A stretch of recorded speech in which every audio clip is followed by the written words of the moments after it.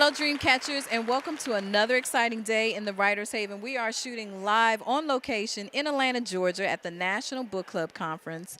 And with me today is one of our featured authors who have you already had your talk or your Tomorrow morning at 8 a.m. Okay, Dreamcatchers, this is Harriet Lee Elam Thomas, and she is the author of the book Diversifying Diplomacy. And she is actually a very unique author. This is her first book, but she actually did somewhat of a career change to get to this journey. So we're going to talk to her about that career change, amongst other things. But let me start with my list of questions. The first question I have for you is, for the book, what inspired you to write it? The fact that I was married to a gentleman who said to me, "You have a story to tell." And I taught university students diplomacy, and they often would say, "Ambassador, what you tell us in terms of your life experience running that embassy is far more important in terms of our grasping the theory of international relations than reading yet another book that's filled with nothing but theory and not practice." So I realized that it was important to try to share that experience in the written word. And that was part of the inspiration. Okay, but why was it important to write? I was part of a career that is not considered run of the mill. I was not a doctor, a lawyer. I was not a university professor, a teacher. I was not a firewoman or fire person. And I was in a field that was really unique as far as Americans are concerned, of any hue. What does the diplomat do? It is not all cocktail parties and receptions. It is very dangerous at times. And you are the key person, when you're the ambassador, responsible for up to 500 or 600 Americans in the country where you are serving. So that's a heavy-duty responsibility. But it's also one that has joy attached to some of the challenges. And the story came about really, after I began my oral history. Okay, so tell us what the oral history was about. The Library of Congress now hosts the history of American diplomats, and now a few more African American diplomats, telling about how they began their career, what were the key challenges, the key successes in their lives, and what it was like to be a trailblazer. Being a female, and a female of color, was by far more difficult than being just plain African American. I think it was the skirt that was the challenge. And I saw so many young women who wanted to do what I did. And it wasn't until we had Madeleine Albright become Secretary of State that many females felt that they could rise to that level. There were not many women ambassadors, much less senior women in the diplomatic service. So we had to actually file a lawsuit so that women could get senior positions in the State Department. As quiet as it's kept. That's the first time I've heard that. So this was after Madeleine Albright. This is before Albright came secretary. This is in the early 70s. Okay. And up until 1971, women could not be married in the diplomatic service. Once you got married, you resigned. Did you say 1971? That's what I said. I didn't say 51, 1971. Wow, isn't it? Yeah, it absolutely is. And I want to backtrack a little bit to just make sure that our Dreamcatchers get a little bit more information about you. So you mentioned that you're a former diplomat, ambassador, and professor. You held numerous posts abroad for a course of 42 years, career all within the State Department. All within the State Department. I served in Greece, Turkey, Cyprus, Senegal, Mali, the Ivory Coast, which is now Côte d'Ivoire, France, Belgium, and then I returned to Senegal 28 years after I had been a junior diplomat as the U.S. ambassador. That was very special. And that's very impressive. So you retired in 2005 after the 42-year career. Was there anything in particular that moved you to retire at that time, or it was just... Really, you're required as a career diplomat to retire at age 65. And so I went to Orlando, Florida, thinking I would spend 1 year as the diplomat in residence at the University of Central Florida. And I've been there 15 years. Okay, and so it was in that experience of teaching the students that the idea came up for the book. Okay, Okay, so what was your process in writing it? You're a first-time author. Did you seek advice from other authors? Did you take any writing classes? How did you approach that process? I was so pleased to have found a co author who knew how to do research, who happened to be white American, who learned more about my black history than I could ever have known, because no book that is a memoir is going to be effective if you don't know from whence you came. I also knew that I was not a Kardashian. My name wasn't Hillary and it wasn't Madeleine Albright. And yet I loved the history of memoirs of women diplomats. So this was going to be a rather difficult sell. So I had 5 rejections from publishing houses, and I really didn't want to be a self-publisher. I wanted the book to have credibility in university sectors, because otherwise it could not be what one would say marketed to gender studies, studies of international affairs, and female diplomats, and to women of color. So therefore, I was patient, and when the University of Nebraska Press, which now owns Potomac Books, which I remember reading when I was in college, said that they wanted to publish my book, I was over the moon. But it was a 3-year process of writing, rewriting, listening to the oral history, recognizing that my sentence structures in this oral history made absolutely no sense on paper. It required discipline that I did not know I had, saying no to go to social events because you had a deadline. And then you had to edit and edit and edit. Time consuming. Wasn't always fun, but I knew I had a goal that I wanted to reach. And if I teach my children, students that is, to be disciplined, I had to set an example. Right, right. Wow. Okay, so that, just to put that in context in terms of your process, so you looked at printing, you looked at distribution, even marketing, in that process of determining how you were going to publish the book, because how you publish it will determine how you market it, how you distribute it, how you get it printed. And so, so that it took 3 years to write the book, or 3 years in the business of writing, or both? Both. But then the question is, even if you find a publisher, an academic, well, the University of Nebraska Press, they don't know my community. I don't know my community, and you'll hear this tomorrow, because I've been out of the United States for 35 years. So thanks to the Terry Williams Agency, I was introduced to my world in the United States. It has been a marriage made in heaven, and I am so pleased that now I know the various blog sites. I know what reaches the millennials, what reaches my community. I grew up when there was just Ebony and Essence, and I read in the... And Jet? And Jet, of course, and Jet.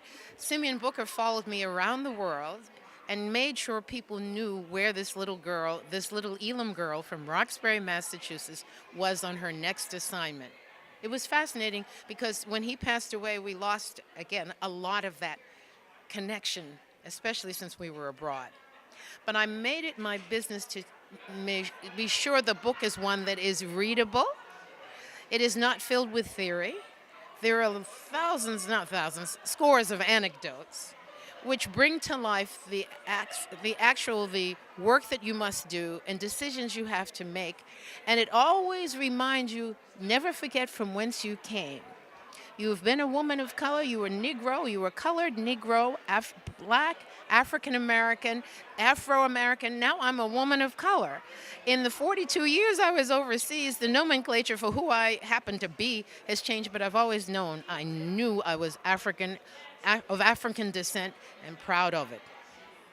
Okay, well said. So, just the technical aspects of the process of writing. Did you outline? Did you plot it out? How did you approach the process? And this I'm asking for 2 reasons. One, because it's a memoir, which is a little bit different than how you may write a fiction or nonfiction tale. And then the other, because of what you were writing about, that the profession and the research, that there's your life, and then there's probably some other additional research that you wanted to bring in to the book is kind of what I'm hearing. So the process in being a new author and how you approached it, and then also being a memoir, which is not the usual. First of all, being a memoir nonfiction, working for the Department of State. You've got to be very careful how you couch certain historical events because it all has to be cleared by the State Department. So you were still employed with the State Department when you. But you cannot provide state secrets in your book. The other is that I did have a timeline of my career. I began my career during the Vietnam peace talks in Paris. I was a secretary at that time at the American Embassy in Paris with a degree in international relations. The first question they ask any woman is, do you know how to type? So I spent 2 years in Paris, 3 years as a secretary in the political section, and I realized my parents made this sacrifice for me to go to school to get a degree from 1965 to 68. That's the time the peace talks were taking place in Paris. Civil rights movement has come to the fore in the United States, and the French students are tearing up the left bank because they want freedom of speech, freedom of whatever. And so I decided the one way that this book would have credibility is to tie it to historical events in international affairs where I was present. So I began tying everything that was important to me, difficult for me, the Gulf War, the first Gulf War, what transpired also in the interim with the SALT talks and the whole Iran Gate issue. All of these things are part and parcel of my book because I was overseas representing America, trying to explain some of these horrendous things that were happening at home. Now, they're mild in comparison to today, and I will say that it is a challenge to inspire young men and women to consider this career because I'm very happy I've retired from the Foreign Service because I cannot imagine myself explaining how the U.S. government functions, the Electoral College, and why we do what we do today. Which that conversation is different from having the conversation as an overseas diplomat and having that conversation with the foreign, right, the foreign audience versus the people here who are in the trenches and know what's going on. CNN and all the other news outlets, everyone is out there and they're reporting it. And so that there's more of a challenge. Much more of a challenge. Why? Because we have news 24 hours a day. And the key is breaking news. We're not really certain it is correct or accurate, but we've got breaking news. So that happened with the first Gulf War, and I talk about that in the book because we were saying things then that were not really true in terms of how we invaded Iraq, on the whole Kuwait issue, and there was a friend of mine who was ambassador to Kuwait at the time, and it really let us know that we couldn't rely completely on breaking news. And I say so that my students don't get disillusioned, there are still diplomats out there today working in the trenches, still doing positive things to develop a credible relationship with our counterparts abroad, despite all that what we hear is going on today. So with breaking news, what we are finding today is many times it is true that the news outlets will get the news before the diplomats, before the ambassadors to spread. Now, but that used to be the case. Okay. But now that tells you the role of the ambassador has changed significantly. When there was a potentiality of war, the ambassador went into what we call a bubble, a secure room, got on the phone to the State Department Operations Center and informed them what is likely to happen.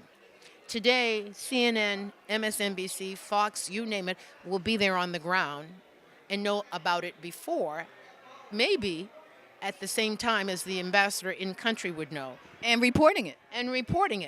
But they're reporting it without the context of the cultural context, the political sensitivities, and what people who have been involved in that country know and really need to provide that context to the reporters. That doesn't always happen. And what are the inherent problems with that? Sound bites. So you get something that sounds very glib and people will catch on to it, but it will never tell you what was the real issue, why were students demonstrating. An example I will give you, in Gezi in Istanbul, Turkey, Gezi Park, there was a huge demonstration, we thought, in Istanbul about 4 years ago. And when I looked at it on the news, I knew the park. I'd lived there. It's not much bigger than the space that we have in this room. And you would have thought the entire city of Istanbul, Turkey, of 18 million people was in flames. But that was not the case. You can't know that unless you've lived there.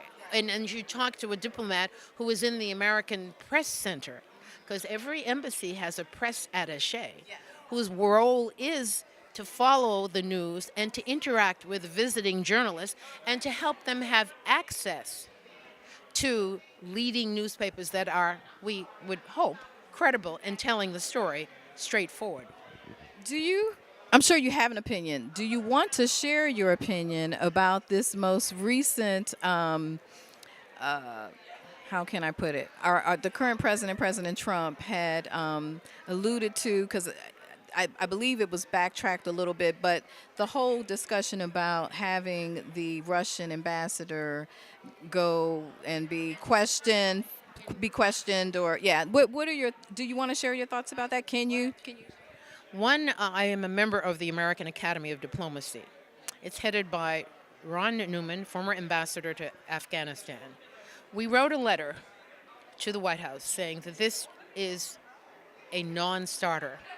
There was a group of women ambassadors. We too were going to follow up, but we realized that might have been a bit of overkill, because you are not going to put your chief of mission, that's the terminology for an ambassador, his or her life in the hands of someone else to answer questions. We swear, we take an oath of office that's very similar to every member of Congress and to the head of state, to be true to our Constitution and country. There is no way on this earth that we could feel comfortable about allowing that to happen. We were outraged, I along with all of them. That's my opinion. So it's not going to happen, by the way. Yes, I heard the backtrack on that, and it sounds like a lot of it had to do with the letter that. So. There were about 400 of us now, members of the Academy, and in order to be voted into the Academy, you had to have had 2 senior positions in government to even be a candidate to be a member of the Academy for Diplomacy. And I was amazed that in 2009 I was voted in, and I'd forgotten I'd been the acting director of the U.S. Information Agency before I became ambassador to Senegal. But that is absolutely my view and the view of every career diplomat. Okay, thank you for that. So let's jump back into the book. You mentioned that it took 3 years to write it, I began writing. I did not outline. The outline was the historical events that took place. So I began from 1968 through July of 2015, when I was in Cuba, when Obama's letter was delivered to the foreign ministry reopening that embassy. The briefer was a young man of color who I had mentored for 10 years. Do you want to give a shout out? His name is Justin Davis, and I'm so proud of him. I don't break down in tears much, but we have a delegation of 14 people in Cuba in the then U.S. interest section, and he said, I wouldn't be here if it weren't for this woman. Young African-American male, fluent in Spanish, was the ambassador's political officer, and he convinced our ambassador to come and speak to the delegation I was with, which was absolutely mind-boggling. So that was the process. Again, the writing from 1968 through 2015. It was full circle because I had become a university professor, which is what led me to writing this book. just the order of events is just extraordinary. It was meant to be. I think so. So in the process, what were some of the challenges that you faced in writing the book? When you're writing a book that's nonfiction and it's a memoir, the dates have to be correct. The facts have to be correct. I knew Kissinger had done something and the world was angry with America in Cambodia. Not Kissinger, Nixon. And I couldn't remember, and I really could not remember how to even Google it to find it. And thank goodness there were research assistants who did that for me. Because if you're not going to tell it correctly, don't even write, because the world is very critical. They will tear you apart, especially if you happen to look like me. They're going to fact check you to death. twice as much as anybody else. Talk about Serena having certain samples all the time. They would fact check everything in that book. So that was very difficult. You can't rely on your memory. And even though you think you have the spelling of a country's name correct, you better triple check it because again, the editors will say no, that's not correct, or the reviewers who will be very difficult will let you know that they actually said there was a bit too much detail in my book, and my niece said, "Don't worry, a critique has to have a criticism. If it's all bland and says you're the best thing that's in sliced bread, it has no credibility." We call those sleepers. That I didn't know, so I was a little concerned. She said, "No, don't worry. That's Kirkus publishers. When they do that, you should be thankful." I said, "Oh, thank you. Criticize me all you want." But it was important to have your facts correct, the timeline correct, and then don't allow yourself to get into too many war stories. Okay. I had to ratchet that back. Too many anecdotes. Okay. So, how involved were you in the process of marketing your book? I relied when I first realized that, I'll be very honest with you, publishing houses are not going to take care of my book the way they take care of certain other diplomats who don't look like me. I've heard a lot of authors say that actually across genres.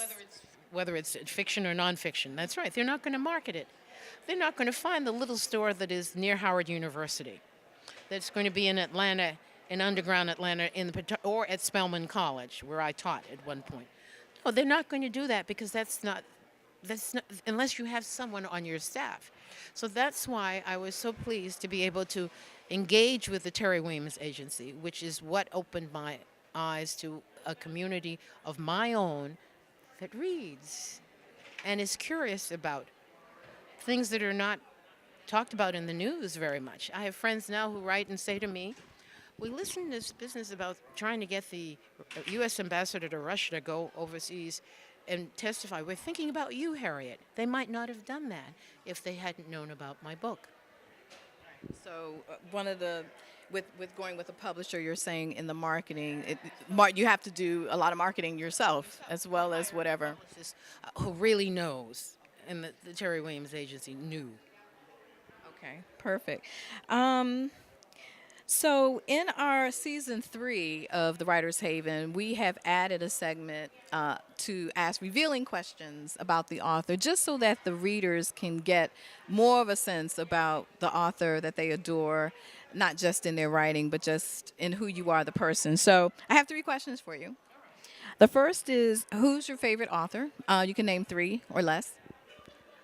Alice Walker, James Baldwin, and the third is probably, I enjoyed Madeleine Albright's memoirs, and she's written 2. And because she broke ground when nobody was looking for a woman to be Secretary of State, I was thrilled. Okay, and 3 of your favorite books. So it sounds like one of them would be one written by Madeleine Albright. Yes, it's Madam Secretary, when she became Secretary of State. Okay. The other is James Baldwin's Fire the Next Time, and of course, Color Purple. Okay. And what are some of your greatest accomplishments on your writer's journey? And then we're going to close it out with talking more about you as an ambassador and advice that you would give. But what are some of your greatest accomplishments as a writer? And finding my own voice. I didn't know that I really had a story to tell. And when I talk about being the little Elam girl from Roxbury, Massachusetts, and we decided on Roxbury as opposed to Boston in the title of the book, because Roxbury is where black people lived. It was the hood. And it needed to be highlighted, and people in Roxbury now are so pleased to see that. And secondly, to be inspirational to a generation of men and women of color, to say that if this person who grew up in the ghetto could do this in representing America abroad, to learn Greek at 42 and Turkish at 47, and to get a Turkish newspaper to write an apology to the Americans because you did the entire meeting in Turkish, I think, but you had the facts correct. That was another thing which I considered an accomplishment. To have Alvin Ailey and Dance Theater of Harlem come to Greece and be filmed, and their performances be televised throughout Greece during the height of anti-Americanism in Greece, showing that our culture had value. And it so happened to be people of color who were building America's image abroad when it was at its lowest. Gave me a great sense of pride. Okay, any advice for young people or people who are aspiring writers, either one? Allow yourself to fail, because I had been successful despite the usual challenges of being female and black throughout my career. But intellectually, if I could learn Greek and Turkish in those ages and speak French for the last 50, 60 years, I was feeling pretty good about myself. But then I knew that I didn't really know how to create something that would build interest when people were reading. I had to include a little intrigue in a story, and I couldn't gild the lily. I had to be honest. So my advice would be, recognize you have a story to tell. Write it down in very simple language to begin with. Then you can embellish it with real life examples. Tie them to what is happening in your city, in your community, so that it will always have relevance and become a classic. I never thought about that before, but also be willing to know that you haven't really been the greatest thing since sliced bread. It's a leveling experience. It really was. It still is. And I learned that I had so many people who were supportive of me as I went on a brand new journey of becoming a writer. And I'm very pleased that I did so. And we are very pleased that you shared your book with us, your experience with us. And let me just show our Dreamcatchers audience again. It's called Diversifying Diplomacy by Harriet Lee Elam Thomas. So you can go out, grab it, and Amazon, and the website is www.diversifyingdiplomacy.com. And there is a Twitter and Facebook page. And my students talk about me being a rather difficult teacher on the website, which I think many young people will enjoy. But in the final analysis, they felt it was worth being in my diplomacy course. Okay. Well, thank you very much, Harriet, for spending this time with us in the Haven. And Dreamcatchers, we're going to let you know when this show will air. She is our third or fourth season 3 guest, and we're very excited to have her. So thank you very much for joining us. And we're going to continue on with one-on-one interviews during our time at the National Book Club Conference. Hashtag NBCC 2018. And so just join us at any time. Also hit the Twitter feed. Thank you again for joining us, and we'll see you next time.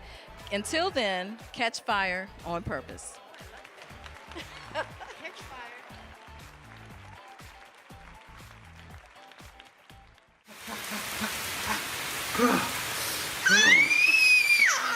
Oh, yeah, yes. So much fun. Mwah. Yeah, Dad. We're getting so wet.